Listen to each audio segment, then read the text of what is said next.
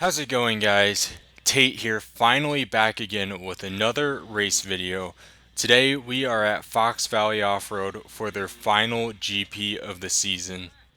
As usual, I am racing the 12 to 29 C class, and today there are 15 other riders. So we have a lot to talk about in this video, but let's go ahead and get things rolling with the start of Moto 1. So this is my first time on the bike in about a month and a half, and I'm sure a few of you have been wondering where I went. Well, I just couldn't get my bike to start. No matter what I did, the bike just refused to fire. I couldn't get it going. So I took it to D&W Cycle Specialties to have them take a look, and they actually found that I blew my top end gasket and my bike was leaking coolant into the pipe. So coolant was getting on the spark plug, and that's why the bike wouldn't start. So a huge shout out to D&W Cycle Specialties for their hard work and allowing me to get out and race and ride these last few months of the season. But now let's get into the race itself.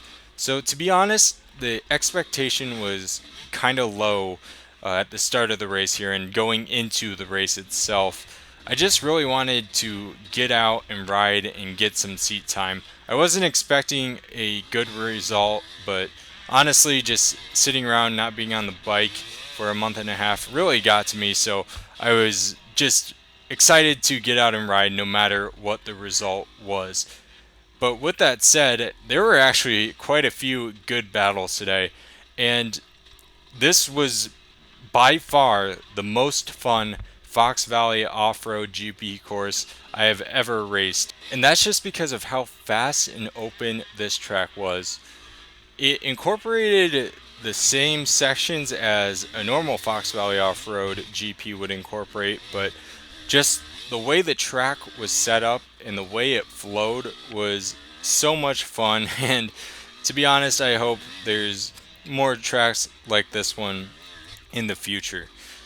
So here we're coming in to finish up the first lap, and I make my first and only mistake of the day. So stall my bike here, lose a few seconds, but honestly, it's a positive that this was my only mistake. I didn't crash and I didn't stall again for the rest of the race.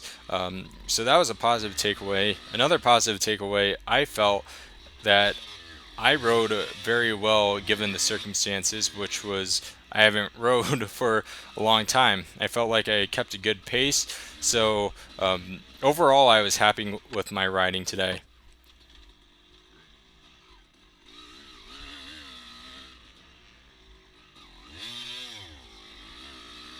So coming out on the MX track for the second lap here, we'll see a familiar bike. So that's Nick. And if you'll remember the last GP that I raced here, Nick and I had a really good battle the first moto, and he ended up beating me by just a little bit. The second moto, he stalled his bike on the MX track, and I ended up beating him for the overall.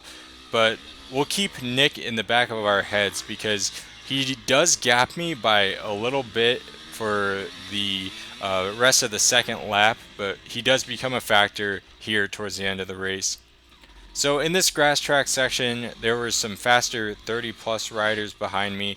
I ended up just letting them around me. I didn't want to hold them up. Plus, they weren't in my class, so it was doing me no good staying ahead of them.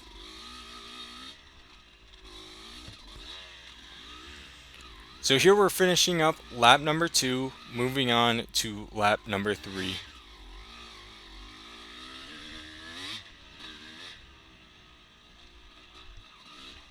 This is about halfway through lap number 3, and to be honest, for most of the lap, I was basically just riding by myself, and things weren't too interesting, and I was kind of expecting the rest of the race to be that way, but if you look ahead of me, long behold, there's Nick. So I knew that the rest of the race was going to be a very good battle. I just didn't want things to end the same way that they did on the first moto of the last GP I did. I wanted to beat Nick really badly, so I was really pushing myself for the last few laps of this race.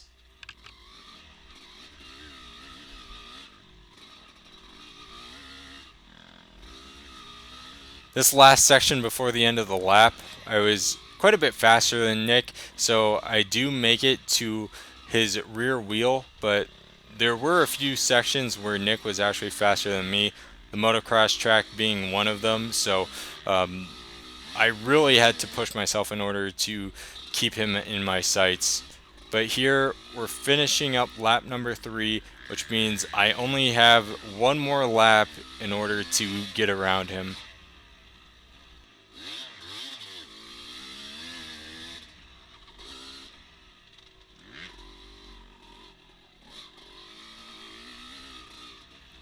On this downhill right before the motocross track, I am able to really get to Nick's rear tire, and I was going to try and make a move here, but he really got to jump out of the woods into the motocross track, so he does gap me by a little bit, and I really lost a great opportunity to get around him there.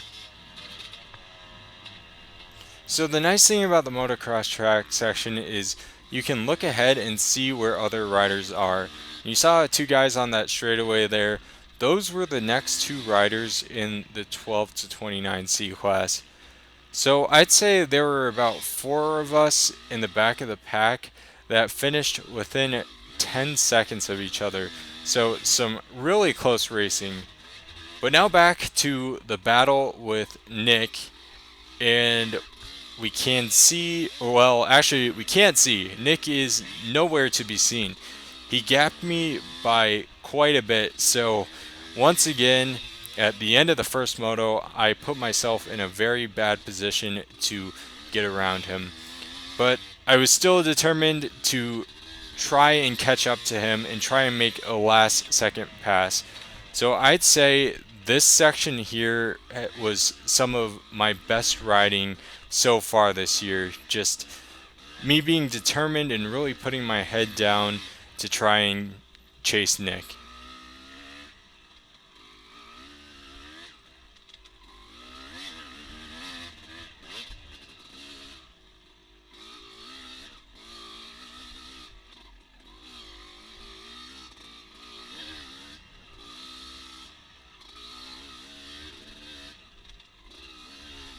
So Nick's right ahead of me. He's, I'd say, now about 3 or 4 seconds ahead. And this section that we're going into, like I said earlier, I'm quite a bit faster than him. So there is still a chance for me to potentially pass him, but I'm really cutting the wire at this point.